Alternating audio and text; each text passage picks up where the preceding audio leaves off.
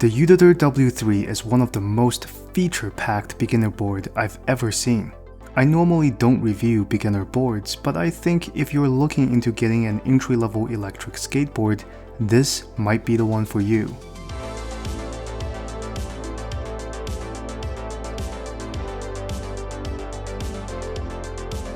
At only $389 US, this is an electric skateboard that scales its range based on how it's configured. The W3 utilizes a hot swappable battery system, so you can carry additional batteries with you to extend the range of your board. This is an uncommon feature in the Eskate world. It is usually reserved for more pricier electric skateboards that cost many times the price of the Uditer W3. The battery capacity is also very generous for its price when compared to some of the more well-known competitors. For example, at the time of making this video, the X-Way Wave only has a battery capacity of 180 Wh for $789 as compared to the W3's 328 Wh capacity at only $389. That is roughly an 80% increase in battery capacity at roughly two-thirds the price. In today's inflationary economy where everything is getting more expensive, the Uditer W3 seems almost too good to be true. If I'm looking for an entry-level electric skateboard, would I buy the Uditer W3? Let's go on some rides and find out. Disclaimer: this hub version of the W3 electric skateboard review sample is provided by the good folks at Uditer. This is not a paid advertisement. The Uditer team is seeing this review at the same time as you. The words are all my own, with no marketing BS. Just my thoughts on this board. Thanks, and enjoy the video. One of the most striking features of this electric skateboard that instantly caught my eyes is the hot swappable battery system. A single battery has a capacity of 328 Wh. If you carry 2 extra batteries in your backpack, you essentially have close to 1000 Wh of battery capacity. The Uditer Eskate battery costs only $229, so for under $1000, you can have the battery capacity of boards even premium $2000 electric skateboards don't have. It gives you, the rider, the flexibility to increase and decrease the range affordably, and that kind of innovation should be applauded. The X-Way Wave is $789 with a 180 Wh battery. Each additional wave battery for 180 Wh is $299. You need about 4 extra batteries to add up to a total of 900 Wh, and it will cost you $1,985 to get the battery capacity on par against the Uditer W3. Or you can get the Uditer W3 for only $847. For a total of 984 Wh. The W3 comes in under half the price of the X-Way Wave.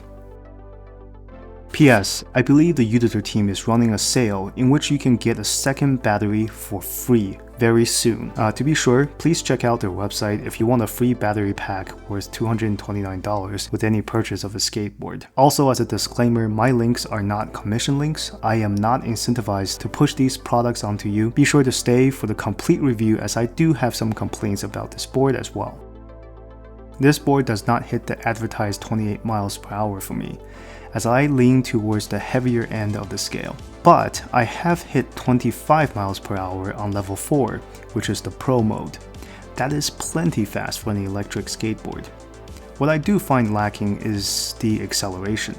Even in Pro mode, I feel the acceleration quite tame. But then my main skateboard is a boutique board with an 18S battery stack that provides the most expensive and the fastest acceleration on the market. And I'm used to that, so my perception of an acceptable acceleration may be skewed.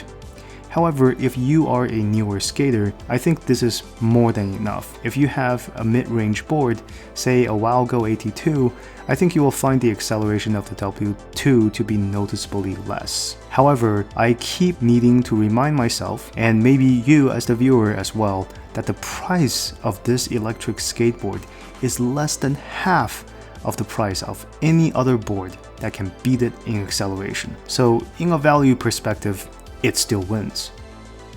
I don't have too much comment on the braking strength. The braking is extremely smooth, so you don't have to worry about the board throwing you off.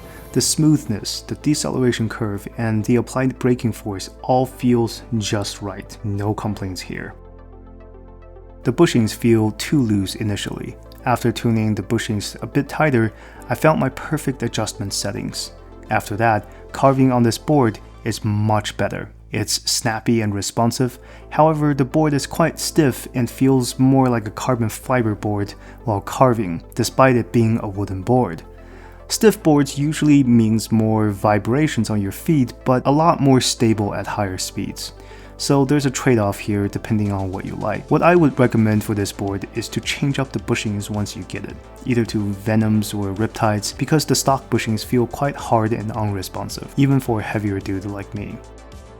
I feel a lot of vibrations on this board. It's not super obvious at first, but 30 minutes into riding this board, you definitely feel the vibration takes a toll on your feet. It's distractingly uncomfortable after about 30 minutes of riding. It's really the flats of my feet that really took the brunt of the vibrations. Disclaimer that I do not have a secondary set of wheels so that I can test this theory, but I think the rubber wheels and the uneven contact patch on these wheels are what is causing these micro vibrations. As you can see here, the contact patch increases and then decreases as you roll along the wheel. This could, in theory, cause vibrations.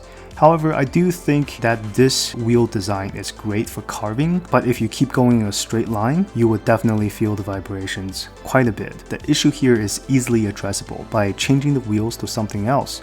You can just get the urethane street wheels to avoid this issue, or get cloud wheels. However, I'm not sure if the cloud wheels would fit this particular hub motor. The warranty is about 6 months, which is pretty standard in the electric skateboard industry. What is nice is that they have a repair shop in Florida in the United States. So this should provide a peace of mind for those of you in the US thinking about buying this board, as you can just send it over to this repair shop to get repaired should anything bad happens. The Uditer team did well standing out and bringing extraordinary value to entry-level e-skates, but they need to also cater to the life cycle of an e-skater when they grow out of beginner boards. Looking at the more expensive lineups, I don't see anything compelling, unique, or value-driven. Here's hoping that they will develop more $1,000 mid-range e-skates in the future. More competition is always better for us consumers as it drives innovation and reduces cost. I sincerely wish the best of luck to the Uditer team in the future, and I highly recommend the W3 for any aspiring beginner who wants a great value for their initial board. Thank you. Please remember to subscribe and hit that like button. I'm a pretty small channel and most of the things that I do is self-funded, so your support is extremely appreciated. Thank you. EVTech signing off here.